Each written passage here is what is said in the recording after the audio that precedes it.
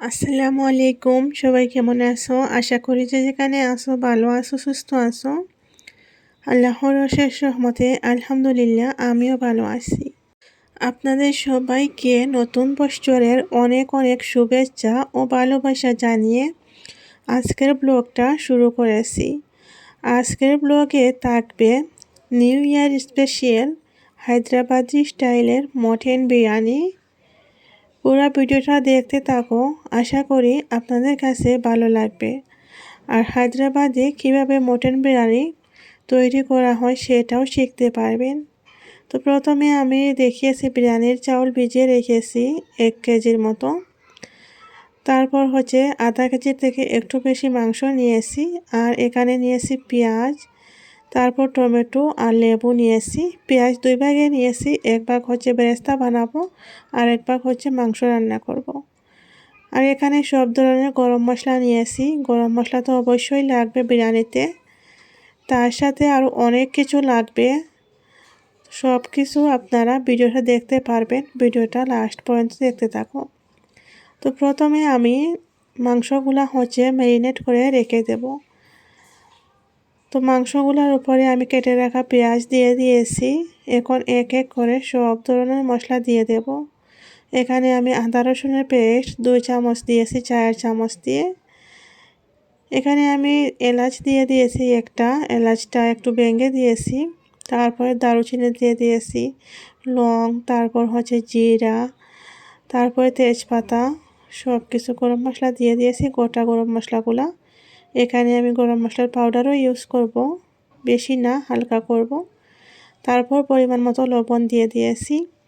আর লবণ হচ্ছে এখানে আমি পরিমাণ থেকে একটু বেশি দিয়েছি, কারণ আমি বিরিয়ানির চাউলে কোনো লবণ ব্যবহার করব না, সেই কারণে মাংসর মাঝে একটু বেশি লবণ দিয়ে দিয়েছি। তার সাথে তেলও দিয়েছি, আর তেল হচ্ছে আমি একটু কম দিয়েছি, কারণ আমি যেই তেলে পেঁয়াজের বেরেস্তা করব সেই তেলে মাংসগুলো ভুনা করব। তো এখানে আমি মরিচের পাউডার 1 চামচ, আমি চায়ের চামচতে 2 চামচ হবো মরিচের পাউডার দিয়েছি। তারপর হলুদের পাউডার 1 চামচ থেকে আরও একটু বেশি, ধনিয়া পাউডারও 1 চামচ আরও একটু দিয়েছি। তার সাথে গরম মশলা দিয়েছি, দিয়ে আমি এখন ভালো করে মেখে নিচ্ছি। ভালো করে মেখে আমি রেস্টে রেখে দেব। এইখানে আপনারা দই থাকলে টক দইও ব্যবহার করতে পারেন। আমার কাছে টক দই এখন নেই, আমি আবার নিয়ে এসে আবার এটাতে অ্যাড করব। এখানে আমি পেঁয়াজের বেরেস্তার জন্য কুকারের মাঝে পেঁয়াজগুলো দিয়ে দিয়েছি। আমি কুকারে মাংসটা ভুনা করব, সেই কারণে কুকারেই পেঁয়াজের বেরেস্তা বানিয়ে নিয়েছি। তার সাথে আমি অন্যদিকে আরেকটা চুলায় চাউলগুলো সিদ্ধ করার জন্য পানি বসিয়ে সব ধরনের গরম মশলা দিয়ে দিচ্ছি। এলাচি, দারচিনি, লং, তারপর হচ্ছে তেজপাতা, তারপরে জিরা। এখানে জিরা আরও একটু ব্যবহার করব। আমার কাছে গোলমরিচ নেই, এখানে গোলমরিচও দিতে পারেন। আমি মাংসের মাঝে গোলমরিচের পাউডার অ্যাড করে দেব। আর একটু জিরা দিয়ে দিয়েছি, দিয়ে ওইদিকে ওগুলো ডেকে রেখে দেব। আর এইদিকে পেঁয়াজের বেরেস্তা হচ্ছে, এগুলো একটু পরপর নাড়াচাড়া করতেছি। তো এখন আমি দই নিয়ে আসছি, এনে এখন মাংসতে দইগুলো অ্যাড করে দেব। আগে ছিল না, আমি দোকান থেকে এনে তারপর দইটা দিচ্ছি। দইটা দিতেই হবে বিরিয়ানির মাংসর মাঝে। চিকেন বিরিয়ানি বানাও বা মটন বিরিয়ানি বানাও, দইটা দিলে অনেক ভালো আসে খেতে। দই দিয়ে আমি আরও 1-10 মিনিট পর্যন্ত রেখে দেব। দইটা মাংসের মাঝে দিয়ে ভালো করে মেখে নিয়েছি, এখন আরও 1-10 মিনিট রেখে দেব। প্রথমে 10 মিনিট পর্যন্ত রেখে দিয়েছিলাম। তো এখানে আমার পেঁয়াজের বেরেস্তাও রেডি হয়ে গিয়েছে। এখন এগুলো আমি নামিয়ে নেব। নামিয়ে ওই তেলে আমি গরুর মাংসগুলা দিয়ে দেব। আমি হচ্ছে হায়দ্রাবাদে থাকি, অনেকে হয়তো জানেন বা অনেকে হয়তো নাও জানতে পারেন। হায়দ্রাবাদে কিন্তু এইভাবে মটন বিরিয়ানি বানানো হয়। সচরাচর দেখি বা সবসময় খেয়েও থাকি। আপনারা চাইলে এইভাবে মটন বিরিয়ানি বানাতে পারেন যারা জানেন না, আর অনেকেই মটন বিরিয়ানি বানানো জানেন। আমার ভিডিওটা শেয়ার করার একটাই উদ্দেশ্য, হয়তো অনেকে জানতে পারেন না, আর অনেকে হয়তো নতুন রাঁধুনি আছেন, তাদের একটু উপকারে আসবে যদি আমার ভিডিওটা দেখতে থাকেন। তো এখানে আমি টমেটো দিয়ে মাংসগুলো দিয়ে ভালো করে কষিয়ে তারপর টমেটো দিয়ে হালকা পানি দিয়ে দিয়েছি। এখন 5টা সিটি লাগিয়ে নেব, কারণ বিরিয়ানির মাংস ভালো করে সিদ্ধ হলে খেতে মজা লাগে, সেই কারণে 5টা সিটি লাগাবো। এখানে আমার পানিগুলো গরম হয়ে গেছে। চাউল সিদ্ধ করার জন্য যে পানি দিয়েছিলাম সেগুলো আমার গরম হয়ে গেছে আর কালারটাও চেঞ্জ হয়ে গিয়েছে। এখন এখানে আমি চাউলগুলো ঢেলে দেব।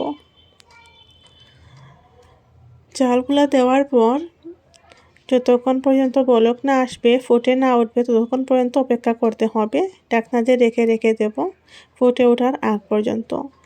এখান থেকে 90% চাউলগুলো সিদ্ধ করতে হবে, বাকি 10% যখন আমি বিরিয়ানিটা দমে দেব তখন সিদ্ধ হবে। এখন আমি একটা ঢাকনা দিয়ে রেখে দেব। চাউলগুলো আমি আগে 20 মিনিট পর্যন্ত ভিজিয়ে রেখেছিলাম, সেই কারণে সিদ্ধ হতে বেশি সময় লাগবে না, তাড়াতাড়ি সিদ্ধ হয়ে যাবে। চাউলগুলো ফুটে উঠেছে। এখন আমি দেখতেছি যে এগুলা সিদ্ধ হলো কি না। তো এখানে দেখতেই পারতেছেন ভেঙে গিয়েছে, তার মানে এটা 90% সিদ্ধ হয়েছে।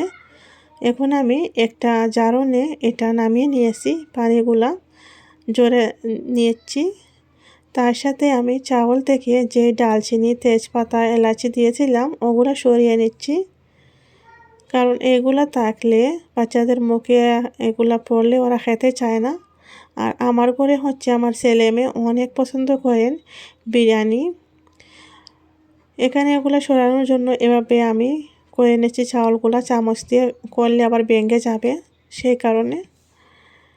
এইদিকে আমার মাংসটাও হয়ে গিয়েছে। এখন হচ্ছে মাংসগুলো ভালো করে নাড়াচাড়া করে নিচ্ছি, যাতে একদম ভালো করে পেঁয়াজ বা টমেটো যা কিছু থাকে ভালো করে গ্রেভির মতো হয়ে যায়। এগুলো একদম ভালো করে নাড়াচাড়া করে আমি দিয়ে দেব এখানে বিরিয়ানির মশলা। একটু লবণ কম ছিল, লবণ দিয়ে দিয়েছি, আর বিরিয়ানির মশলাও দিয়ে দিয়েছি, কিন্তু ওটা স্কিপ হয়ে গিয়েছে। আপনাদেরকে দেখিয়ে দিয়েছি যে বিরিয়ানির প্যাকেটটা। আর বিরিয়ানির মশলা দেওয়ার পর এই যে দেখতেই পারতেছেন মাংসের কালারটা চেঞ্জ হয়ে গিয়েছে, অনেকটাই লোভনীয় লাগতেছে। বিরিয়ানি রান্না করতে বিরিয়ানির মশলাটা দিতেই হবে, না হলে বিরিয়ানির মেন টেস্টটা পাবেন না। তো এখানে আমি বিরিয়ানিগুলো হচ্ছে এখন দমে দিয়ে দেব। প্রথমে আমি একটা মাংসের লেয়ার দিয়েছি আর অনেকটাই গ্রেভি দিয়েছি, যাতে চাউলগুলো পুড়ে না যায়। অনেক সময় মানুষ বিরিয়ানি রান্না করার সময় প্রথমে চাউল দিয়ে দেয়। প্রথমে চাউল দিলে কি হয়, নিচে একটু পোড়া পোড়া টাইপের হয়ে যায়। তো প্রথমে মাংসের গ্রেভি দিয়ে কয়েকটু মাংস দিয়ে দিলে আর পুড়ে যাবে না। তারপরে আমি সবগুলো মাংস দিয়ে দিচ্ছি, দিয়ে আমি উপরে আর একটা লেয়ার চাউলের দিয়ে দেব, তাহলে আমার হয়ে যাবে। এখন আমি পেঁয়াজের বেরেস্তাগুলো দিয়ে দেব। এই জায়গায় আপনারা ধনে পাতা আর পুদিনা পাতা কুচি করে কেটেও দিতে পারেন। আমার কাছে ধনে পাতা ছিল না, সেই কারণে দেইনি। আর পুদিনা পাতা হচ্ছে একেবারে উপরে দেব। তো এখন হচ্ছে আমি চাউলগুলো দিয়ে দিয়েছি, বাকি যেগুলো চাউল ছিল সেগুলো। আমি প্রথম লেয়ারে পেঁয়াজের বেরেস্তা দেওয়ার সাথে সাথে একটু লেবুর রসও অ্যাড করেছি। এখানেই আমি চাউল দিয়ে পেঁয়াজের বেরেস্তা দিয়ে দিয়েছি, তার সাথে ফুড কালার দিয়ে দিয়েছি একটু। এখন আমি লেবুর রসগুলা দিয়ে দিয়েছি। এখন আমি চায়ের চামচ দিয়ে 2 চামচ ঘি অ্যাড করতেছি। ঘিটা আপনারা না থাকলে নাও ব্যবহার করতে পারেন, থাকলে একটু দেবেন, চাউলগুলা ঝুরঝুরা হয়। আর তার সাথে লেবুর রস দিলে চাউলগুলা একটার গায়ে একটা লেগে থাকে না, একেবারেই পারফেক্ট ঝুরঝুরা হবে। এখন আমি এখানে কুচি করে কিছুটা পুদিনা পাতা দিয়ে দিয়েছি, চুলার উপরে রেখে দিয়েছি। এখন আমি ঢাকনা দিয়ে ঢেকে, ঢাকনার উপরে বাড়ি কোনো কিছু একটা দিতে হবে, যাতে বিরিয়ানির যে ভাপটা বাহিরে না বের হয়, সেই কারণে আমি এইটা দিয়ে দিয়েছি। গ্যাসের ফ্লেমটা একেবারেই লো রাখতে হবে যখন বিরিয়ানিটা দমে দিতে হবে তখন। তো আমি 10 মিনিট পর্যন্ত দমে রেখেছিলাম। 10 মিনিট পর এই যে দেখতে পারতেছেন চাউলগুলা একেবারে পারফেক্ট সিদ্ধ হয়ে গিয়েছে। এখন আমি এগুলো আপনাদেরকে দেখাবো কতটাই সুন্দর হয়েছে আর কতটাই ঝুরঝুরা হয়েছে, দেখতেই পারতেছেন। এই যে দেখেন কতটা জোরজোড়া হয়েছে বিরিয়ানিটা। এইভাবে আপনারা বিরিয়ানি বানিয়ে দেখবেন, খেতে কিন্তু অনেক মজা হয়। বাচ্চা থেকে বড়রা সবাই পছন্দ করে খাবেন। এখন এই বিরিয়ানিগুলা আমি একটা প্লেটে পরিবেশন করে নেব। একটা প্লেটে নিয়ে নিচ্ছি আমি। আপনারা বেশি করে বিরিয়ানি বানালে বিরিয়ানিতে মাংসগুলো বেশি করে দেবেন, তার সাথে মশলা আমি যা যা দিয়েছি সবগুলাই একটু বেশি করে দেবেন। আর কম বানালে একটু কম দিতে পারেন।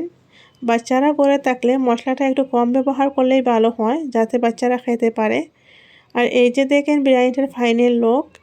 রেসিপিটা কেমন লাগলো অবশ্যই কমেন্ট করে জানাবেন। যদি আপনাদের কাছে ভালো লেগে থাকে তাহলে একটা লাইক দিয়ে, আমার চ্যানেল নতুন হলে চ্যানেলটাকে সাবস্ক্রাইব করে নেবেন। পাশে থাকা বেল আইকনটা প্রেস করে দেবেন, যাতে আমি ভিডিও ছাড়ার সাথে সাথে আপনাদের কাছে পৌঁছে যায় আর আপনারা সময় সুযোগ করে দেখতে পারেন। আমার ছেলে হচ্ছে বিরিয়ানির পাগল, সেই কারণে এই যে এত বড় প্লেট পাশে রেখে দিয়েছে যাতে ও একটু একটু করে নিয়ে খেতে পারে। আমরা সবাই খাওয়াতে বসে গিয়েছি। আজকের মতো ভিডিওটা এখানেই শেষ করে দেব। সবাই ভালো থাকবেন, সুস্থ থাকবেন। আল্লাহ হাফিজ সবাইকে। আসসালামু আলাইকুম।